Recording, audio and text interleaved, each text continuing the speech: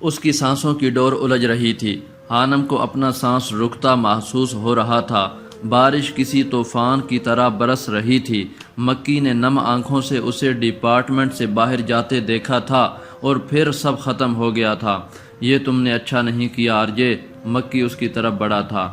تم اپنی بکواس بند رکھو۔ آر جے نے مکی کو دھکا دیا تھا۔ وہ لڑ کھڑا کر پیچھے ہٹا تھا۔ تم سب جانتے تھے، تم نے بتایا نہیں مجھے۔ آر جے کی آنکھیں سرخ انگارہ ہو رہی تھیں۔ تیز ہوا کے ساتھ بارش پتھروں کی مانند ان کے جسم سے ٹکرا رہی تھی۔ سب پتہ تھا تمہیں، کیوں چھپایا مجھ سے، کیوں؟ مجھے نہیں پتا تھا کہ جس حانم کا تم ذکر کرتے ہو وہ وہی ہانی ہے۔ جس دن میں نے اسے یونیورسٹی میں دیکھا تب مجھے پتا چلا تھا۔ میں نے صرف اس لیے نہیں بتایا کہ یہ کوئی اتنی بڑی بات نہیں تھی، اور مجھے لگا تھا کہ تمہیں شاید برا لگے گا۔ مکی نے ڈرتے ڈرتے صفائی دی تھی۔ مجھے کیوں برا لگتا؟ کیوں برا لگتا؟ ہاں، تم مجھے پہلے بتا دیتے تو میرے ذہن میں اس کی اچھائی کا خاکہ نہ بنتا۔ آر جے کا دل جل رہا تھا، لیکن کیوں، یہ وہ خود نہیں جانتا تھا۔ مجھے لگا شاید تم حانم کو پسند کرتے ہو، اس لیے۔ پسند؟ مائی فٹ! ایسی لڑکیاں نفرت کے قابل بھی نہیں ہوتیں۔ پہلے بھی ایسی ہزار لڑکیاں ہماری زندگی میں آئی ہیں، پہلے تو تم نے کبھی ایسے ری ایکٹ نہیں کیا، پھر آج کیوں؟ مکی نے سوال اٹھایا تھا۔ کیونکہ وہ لڑکیاں جیسی ہوتی تھیں ویسی دکھتی تھیں، اچھائی کا لبادہ پہن کر مردوں کو گمراہ نہیں کرتیں۔ آر جے نے منہ پر ہاتھ پھیر کر بہتے پانی کو صاف کیا تھا۔ وہ اچھی لڑکی ہے آر جے، تم نے اس کے ساتھ اچھا نہیں کیا۔ تم اس کی اتنی طرفداری کیوں کر رہے ہو؟ تمہیں عشق تو نہیں ہو گیا اس سے؟ آر جے کا لہجہ جلا کر خاک کر دینے کی مانند تھا۔ مکی ساکت ہوا تھا۔ دنیا میں واحد لڑکی حانم ہے جس کی میں نے دل سے عزت کی ہے۔ مکی کا لہجہ اس کی بات کی سچائی کا اعتراف کر رہا تھا۔ کیا اچھا ہے اس میں؟ کیوں کرتے ہو تم اس بد کردار لڑکی کی عزت؟ اس کا تم سے افیئر رہا ہے۔ Shut up R J, just shut up! مکی دھاڑا تھا۔ اس نے پہلی بار آر جے کے سامنے اس طرح بات کی تھی۔ بد کردار نہیں ہے وہ، یہ تم بھی جانتے ہو۔ پوچھو اپنے دل سے۔ اور جہاں تک بات ہے اس کی پارسائی کی تو میں گواہ ہوں۔ ہاں، میں گواہ ہوں حانم کی پاکیزگی، اس کے ایمان کا۔ آر جے غصے سے مٹھیاں بھینچ کر رہ گیا تھا۔ ایسا پہلی بار ہوا تھا کہ کسی لڑکی کی وجہ سے ان میں لڑائی ہوئی تھی، اور آج میں وہ کنورسیشن ڈیلیٹ کرنے والا تھا جب تم نے میرے ہاتھ سے موبائل چھینا۔ اور میرا کوئی غلط رشتہ نہیں تھا اس سے، کبھی بن ہی نہیں پایا۔ میری باتیں اور تمہارے ڈائیلاگ اگر تمہیں یاد ہوں تو حانم کو اس راستے پر گھسیٹ ہی نہیں پائے، اس کی حفاظت کی گئی ہے۔ ایک لڑکپن کی نادانی کی وجہ سے تم نے اسے بد کردار بنا دیا۔ واہ! مکی کی آواز رند گئی تھی۔ اسے حانم کی حالت دیکھ کر خوف آیا تھا۔ وہ خاموش بنا بد دعا دیے چلی گئی تھی، اور مکی اللہ کو ماننے والا تھا۔ اتنا تو وہ جانتا تھا کہ جو بد دعائیں نہیں دی جاتی وہ تباہ کر دیتی ہیں۔ پتہ ہے جب اس نے مجھے کہا تھا کہ خدا سے ڈر اے ابن آدم، خدا سے ڈر، میں واقعی ڈر گیا تھا۔ اس کی آنکھ سے آنسو پھسلا تھا جو بارش کی بوندوں میں جذب ہو کر گم ہو گیا تھا۔ مکی اب گراؤنڈ میں لگے ان اشتہارات کی طرف بڑھا تھا جو آر جے نے وہاں لگائے تھے۔ تیز بارش نے ان اشتہارات کو کافی حد تک خراب کر دیا تھا۔ مکی نے ہاتھ بڑھا کر وہ سارے اشتہارات اتارے اور پھر پھاڑے تھے۔ آر جے لکڑی کے بینچ پر دونوں ہاتھوں سے سر تھام کر بیٹھا تھا۔ تیز طوفانی بارش اور بادلوں کی دل دہلا دینے والی گرج و چمک کی وجہ سے ڈپارٹمنٹ کے گیٹ کے پاس بنے سیکورٹی روم سے کوئی گارڈ باہر نہیں نکلا تھا۔ جو اسٹوڈنٹس ڈپارٹمنٹ میں موجود تھے وہ ڈپارٹمنٹ کے اندر کینٹین اور چھوٹے سے لان میں بارش سے لطف اٹھا رہے تھے۔ مکی نے اپنے قدم ڈپارٹمنٹ سے باہر کی جانب بڑھا دیے تھے۔ پورے جنت روڈ کے دونوں طرف دیواروں پر لگے اشتہارات وہ اپنے ہاتھوں سے پھاڑ رہا تھا، جن پر حانم کا باقاعدہ نام، سیمیسٹر اور رول نمبر واضح تھا۔ مکی کے جانے کے 15 منٹ بعد وہ اپنی جگہ سے اٹھا تھا۔ آر جے کو اپنا دماغ گھومتا محسوس ہو رہا تھا۔ وہ جنت روڈ پر پیدل چل رہا تھا۔ وہ خود نہیں جانتا تھا کہ اس نے اپنے ساتھ کیا کیا تھا۔ وہ خود نہیں جانتا تھا کہ اس نے آج کیا کھویا تھا۔ اس کے دماغ میں بس غصہ اور نفرت بھری تھی۔ وہ اپنی نفرت میں اتنا اندھا ہو گیا تھا کہ اسے یہ نظر نہیں آیا کہ جنت روڈ کے دونوں طرف ایک بھی اشتہار نہیں تھا۔ ختم اللہ علی قلوبہم وعلی سمعہم وعلی ابصارہم غشاوۃ ولہم عذاب عظیم۔ اللہ نے ان کے دلوں اور ان کے کانوں پر مہر لگا دی ہے اور ان کی آنکھوں پر پردہ پڑ گیا ہے، وہ سخت سزا کے مستحق ہیں۔ خانم نہیں جانتی تھی کہ اس نے ڈپارٹمنٹ سے ہاسٹل کا فاصلہ کیسے طے کیا تھا۔ اس کا دماغ سائیں سائیں کر رہا تھا۔ کمرے میں آنے کے بعد اس نے دروازے کو کنڈی لگائی تھی۔ اللہ! بیگ بیڈ پر پھینکنے کے بعد اس نے دل دہلا دینے والی چیخ ماری تھی۔ باہر بادلوں کی گرج و چمک میں اس کی چیخ کہیں دب کر رہ گئی تھی۔ وہ فرش پر بیٹھ گئی تھی اور اپنے سر کو گھٹنوں میں دیے ہذیانی انداز میں رو رہی تھی۔ کتنی دعائیں مانگی تھی اس نے اللہ سے، کچھ بھی ہو جائے اسے اس کی کم عمری کی ایک چھوٹی سی نادانی کی وجہ سے رسوا نہ کیا جائے۔ وہ کبھی کسی شخص کے راز فاش نہیں کرتی تھی اور اس نے اللہ سے بدلے میں یہی امید لگائی تھی۔ پھر کیسے آج اسے رسوا کر دیا گیا؟ خانم کا دل پھٹ رہا تھا۔ اس نے زندگی میں پہلی بار موت کی خواہش کی تھی۔ اتنی تذلیل، اتنی رسوائی! خانم کو لگ رہا تھا جیسے اس کے دماغ کی کوئی رگ پھٹ جائے گی۔ کیوں ہوا تھا اس کے ساتھ ایسا؟ اللہ! اس کا رواں رواں تڑپ رہا تھا اور اللہ کو پکار رہا تھا۔ اس کا سسکیاں لیتا وجود آہستہ آہستہ ساکت ہو رہا تھا اور وہ فرش پر ڈھہ گئی تھی۔ ماہم، تمہاری ہانی سے بات ہوئی ہے کیا؟ آسیہ بیگم نے ماہم سے پوچھا تھا۔ نہیں امی، ماہم نے موبائل سے نظریں اٹھا کر جواب دیا تھا۔ پتہ نہیں، میری کل سے اس سے بات نہیں ہوئی، عجیب سا دل ہو رہا ہے، اللہ خیر کرے۔ امی آپ فون کر لیں، ماہم نے مشورہ دیا تھا۔ کب سے نمبر ملا رہی ہوں، بیل جا رہی ہے لیکن وہ فون نہیں اٹھا رہی۔ آسیہ بیگم کے لہجے میں واضح پریشانی تھی۔ اچھا آپ پریشان نہ ہو، مصروف ہوگی یا سوئی ہوگی، اس کا موبائل اکثر سائلنٹ پر ہوتا ہے، جب دیکھے گی تو کر لے گی آپ کو فون۔ ماہم نے حوصلہ دیا تھا لیکن آسیہ بیگم کے دل کو قرار نہیں آیا تھا۔ وہ بے چینی میں بار بار خانم کا نمبر ملا رہی تھی۔ ایک عجیب سے احساس کے ساتھ خانم کی آنکھ کھلی تھی۔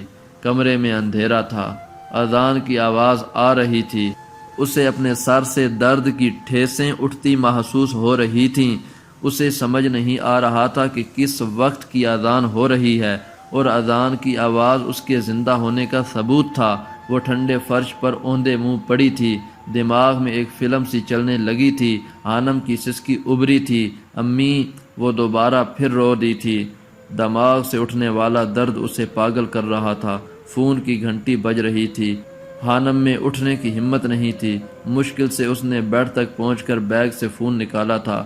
موبائل کی تیز روشنیاں اس کی آنکھوں سے ٹکرائیں تو اس کے دماغ میں ایک چبھن سی ہوئی تھی۔ آسیہ بیگم کا فون تھا۔ خانم کا دل تڑپ اٹھا تھا۔ ہیلو امی! خانم کی آواز نہیں نکل رہی تھی۔ کہاں ہو تم ہانی؟ میں کب سے فون کر رہی ہوں، فون کیوں نہیں اٹھا رہی ہو؟ آسیہ بیگم پریشان سی پوچھ رہی تھی۔ امی! خانم رو دی تھی۔ کیا ہوا ہانی، تم ٹھیک تو ہو نا؟ اس کی سسکیاں سن کر آسیہ بیگم کا دل لرز اٹھا تھا۔ امی میرا سر! خانم سے بولا نہیں جا رہا تھا۔ کیا ہوا سر کو؟ درد ہو رہا ہے؟ دوائی لے لیتی۔ مہرو کہاں ہے؟ مہرو نہیں ہے، خانم مشکل سے بول پائی تھی۔ اچھا میں ڈرائیور کو بھیج رہی ہوں، تم فکر نہ کرو، بس تیار رہو یا میں آ جاؤں ساتھ۔ آسیہ بیگم خود بوکھلا گئی تھی۔ وہ پہلے ہی خانم کے ہاسٹل جانے پر راضی نہیں تھی، اب اسے تکلیف میں دیکھ کر ان کی خود کی جان ہوا ہو رہی تھی۔ ڈرائیور انکل کو بھیج دیں، خانم مشکل سے کہہ کر فون بند کر چکی تھی۔ اسے روشنی تکلیف دے رہی تھی۔ بیگ سے بوتل نکال کر ایک گھونٹ پانی پیا تھا۔ وہ سوچنا نہیں چاہتی تھی لیکن آرجے کا حقارت بھرا لہجہ اور آنکھیں بار بار اس کے سامنے آ رہی تھیں۔ اس نے کمرے میں لگا زیرو بلب روشن کر کے اپنے کچھ کپڑے بیگ میں رکھے تھے۔ اپنے گیلے کپڑے بدلنے کی اس میں سکت نہیں تھی۔ اس کا وجود ابھی بھی کانپ رہا تھا۔ سسکیاں تھمنے کا نام نہیں لے رہی تھیں۔ ڈرائیور کا انتظار کرتے کرتے ایک بار پھر وہ بے ہوشی کی دنیا میں چلی گئی تھی۔ پریشان مت ہو آسیہ، سب ٹھیک ہوگا انشاءاللہ، حمدان انکل انہیں سمجھا رہے تھے۔ حمدان میری بچی سسکیوں سے رو رہی تھی اور ایسا اس وقت ہوتا ہے جب وہ شدید تکلیف میں ہو۔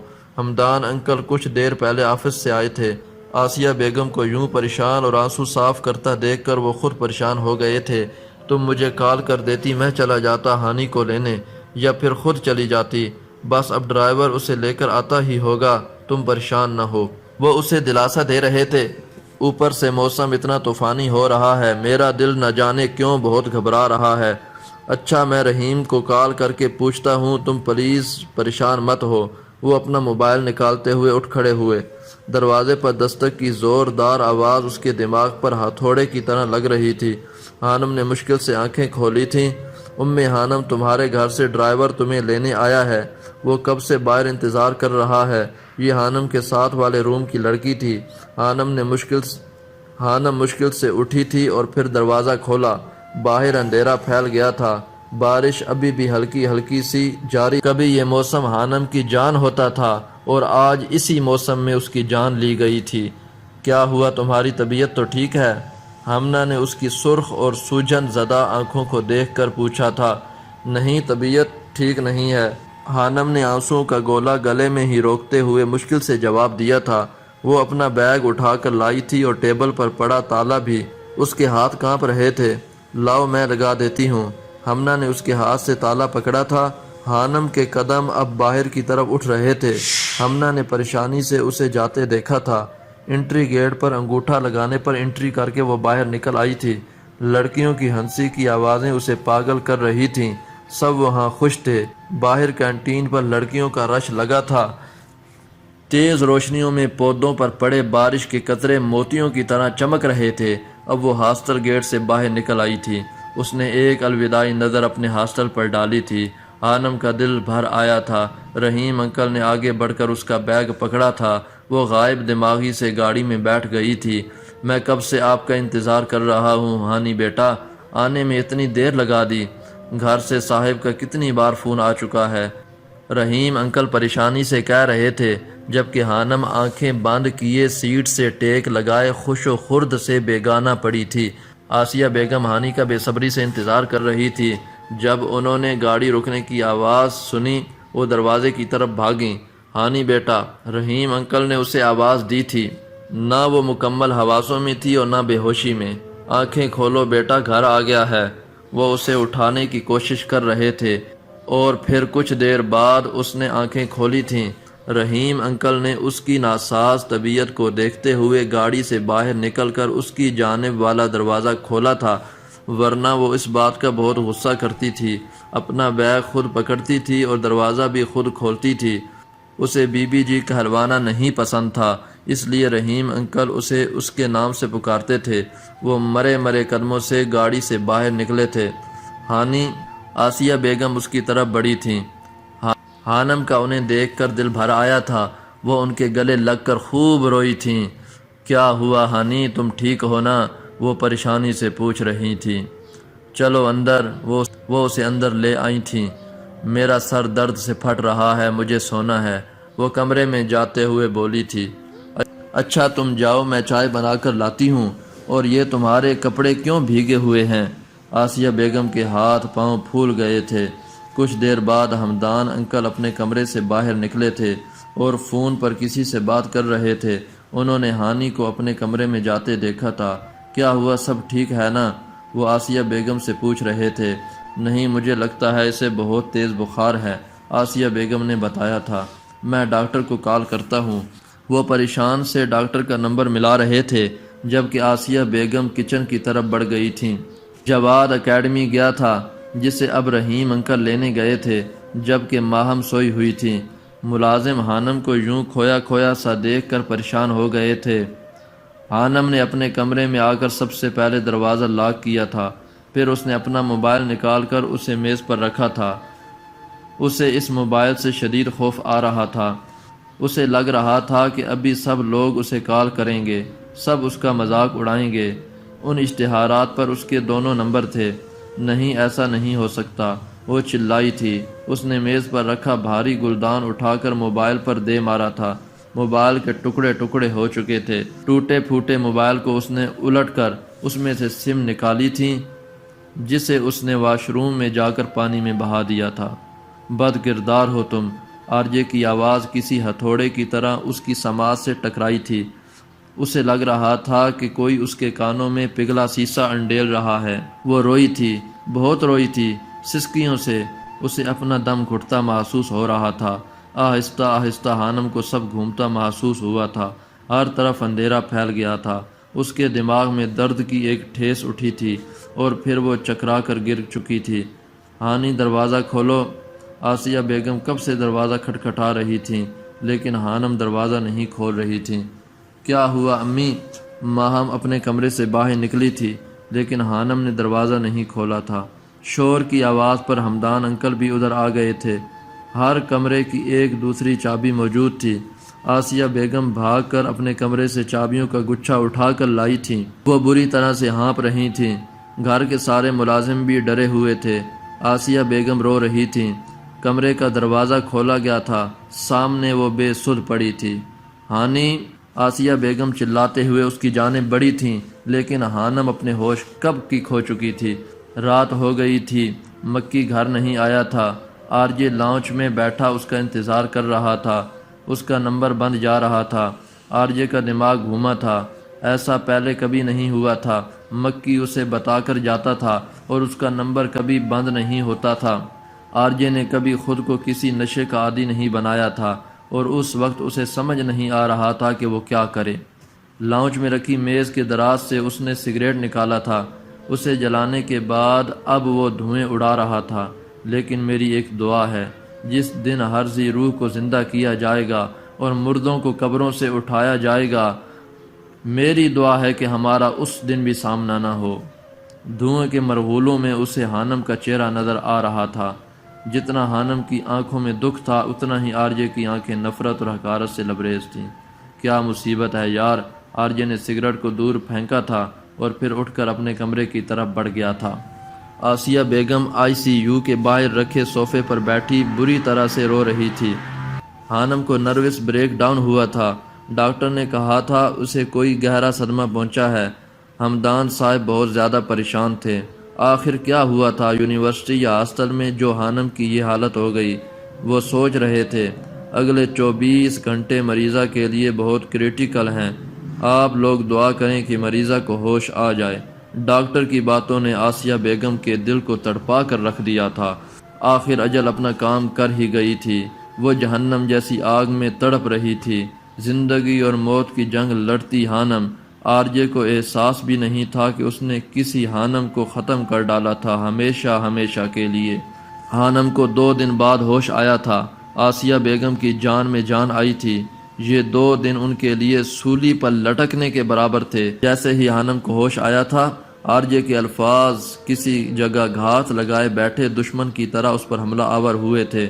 میں نے کچھ نہیں کیا، وہ چلائی تھی۔ ہمدان صاحب اس کی طرف بڑے تھے۔ آسیہ بیگم نماز پڑھ رہی تھی۔ ہانی بیٹا کچھ نہیں ہوا، تم ٹھیک ہو، سب ٹھیک ہے، ریلیکس۔ وہ اسے پرسکون کرنے کی کوشش کر رہے تھے۔ میں ڈاکٹر کو بلاتا ہوں۔ یہ ضیاء جبیل تھے جو ہمدان صاحب کے 2 دن آفس نہ آنے پر ہاسپٹل میں آ گئے تھے۔ انہیں ہمدان صاحب نے ہی ہانی کی خراب طبیعت کا بتایا تھا۔ وہ ہانی کی عیادت کے لیے آئے تھے۔ دونوں بہت اچھے دوست تھے۔ انکل وہ آرجے، ہانی بامشکل بول پائی تھی۔ وہ رو رہی تھی۔ آرجے کے نام پر ضیاء جبیل کے قدم ساکت ہوئے تھے۔ کیا ہوا؟ کون آرجے؟ ہمدان انکل نے پوچھنے کی کوشش کی تھی۔ انکل وہ میں نے کچھ نہیں کیا، جاؤ یہاں سے، میں نے کچھ نہیں کیا۔ وہ دروازے کی طرف دیکھ کر چلائی تھی۔ اسے وہاں آرجے کھڑا مسکراتا نظر آ رہا تھا۔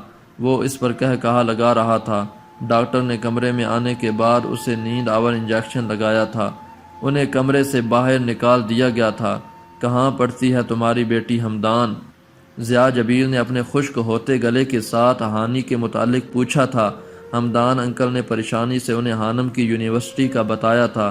آرجے بھی وہیں پڑھتا ہے، اسی یونیورسٹی میں، اور اسی سبجیکٹ میں وہ ماسٹر کر رہا ہے۔ یہ ضرور اس نے ہی کچھ غلط کیا ہوگا۔ ضیاء جبیل سوچ کر رہ گئے تھے۔ انہیں ہانم کی حالت دیکھ کر اس پر ترس آ رہا تھا۔ کیا کیا ہے تم نے اس لڑکی کے ساتھ؟ آرجے کو ضیاء جبیل کی کال آئی تھی۔ وہ اسے کبھی کبھی فون کرتے تھے لیکن اس طرح اتنے غصے میں کبھی بات نہیں کی تھی۔ وہ گویا دھاڑ رہے تھے۔ کون سی لڑکی بڑے ڈیڈ؟ آرجے حیران ہوا تھا۔ زیادہ معصوم مت بنو، ہمدان کی بیٹی کی بات کر رہا ہوں۔ جانتے ہو وہ بزنس پارٹنر ہے میرا، 60% شیئرز کا مالک ہے وہ میری کمپنی میں۔ ہمدان، آرجے زیر لب بڑبڑایا تھا۔ اس کی زندگی میں جتنی بھی لڑکیاں آئی تھیں وہ اسے اپنا شجرہ نسب بتا دیتی تھیں۔ جو آرجے کو ہمیشہ یاد رہتا تھا۔ یہ پہلی بار ہوا تھا، اسے یاد تھا اس کی کسی گرل فرینڈ کے باپ کا نام سیٹھ ہمدان نہیں تھا۔ ہاں ہمدان، وہ لڑکی اس کی بیٹی ہے جس کے ساتھ تم نے پتہ نہیں کیا کیا ہے، اور اس وقت ہاسٹل میں بے نروس بریک ڈاؤن ہوا ہے اسے۔ اگر اسے کچھ ہو گیا نا تمہاری خیر نہیں۔ وہ غصے سے دھاڑتے فون بند کر چکے تھے۔ آرجے کا دماغ گھوما تھا، وہ پہلے ہی بری طرح ڈسٹرب تھا، اب پتہ نہیں کس کی غلطی اور گناہ کا اسے قصوروار ٹھہرایا جا رہا تھا، اسے خود سمجھ نہیں آ رہی تھی۔ 8 دن ہاسپٹل میں رہنے کے بعد وہ گھر آئی تھی، سب کچھ بدل گیا تھا۔ ہانم کی رنگت میں زردیاں گھل گئی تھیں، اسے ہر طرف آرجے نظر آتا تھا، کہے لگاتا ہوا۔ وہ اس پر کسی آسیب کی طرح مسلط ہو گیا تھا۔ جاؤ یہاں سے، میں نے کچھ نہیں کیا، میں کسی سے نہیں ملی، جاؤ جان چھوڑو میری۔ وہ صوفے پر رکھے کشن اٹھا کر لاؤنج کے دروازے پر مار رہی تھی جہاں اسے آرجے نظر آ رہا تھا۔ اسے ہر وقت ڈر لگا رہتا تھا، آرجے کا گھر پاس ہی تھا۔ ہانم کو لگتا تھا کہ وہ ابھی آئے گا اور سب کو اس کی اصلیت بتائے گا۔ کیا ہوا ہانی؟ کوئی نہیں ہے وہاں پر۔ آسیہ بیگم نے اسے اپنے سینے سے لگایا تھا، وہ پھوٹ پھوٹ کر رو رہی تھی۔ مجھے یہاں نہیں رہنا، مجھے دور جانا ہے، بہت دور، پلیز انکل مجھے کہیں دور بھیج دیں پلیز۔ وہ آنسوؤں سے بھیگے چہرے کے ساتھ ہمدان انکل کی منتیں کر رہی تھی۔ ہمدان انکل اس کی باتیں سن کر گہری سوچ کا شکار نظر آ رہے تھے۔ یہی صلاح انہیں ڈاکٹر نے بھی دی تھی کہ بچی کو کچھ دنوں کے لیے یہاں سے دور لے جایا جائے۔ وہ کچھ سوچ کر اٹھ گئے تھے، یقیناً وہ اس سوچ پر عمل پیرا ہونے والے تھے۔ آج پورے 1 مہینے بعد 28 اپریل کے دن آرجے کو مکی کی کال آئی تھی۔ پہلی بار آرجے نے مکی کے بغیر اتنے دن گزارے تھے۔ کہاں مر گئے تم مکی، کہاں چلے گئے ہو یار؟ آرجے بہت غصے میں تھا۔ بد نصیبی کے مرا نہیں، لیکن ڈر ہے کہ سزا سے پہلے موت نہیں آئے گی۔ مکی عجیب سے لہجے میں بول رہا تھا۔ کیا ہو گیا ہے تمہیں، ایسی باتیں کیوں کر رہے ہو؟ آرجے نے پوچھا تھا۔ تمہیں یاد ہے آرجے، تم نے مجھے ایک بار بتایا تھا کہ تم نے خواب میں ہانی کو آگ میں دھکا دے دیا تھا، اس کا ذکر کیوں کر رہے ہو؟ آرجے نے غصے میں کہا تھا۔ ایسا ہی ہوا تھا نا؟ مکی پوچھ رہا تھا۔ ہاں، لیکن اس بات کا اس وقت کیا مقصد؟ آرجے الجھ رہا تھا۔ مبارک ہو، تم نے اپنا خواب پورا کر دکھایا ہے آرجے، تم نے جیتے جی ہانم کو جہنم میں دھکیل دیا ہے۔ تم نے اسے آگ کے اس دریا میں پھینکا ہے جس میں نہ صرف اس کا جسم بلکہ اس کی روح بھی جھلس گئی ہوگی۔ مکی کی بات سن کر ایک پل کو آرجے کا دل رکا تھا، وہ دنگ رہ گیا تھا۔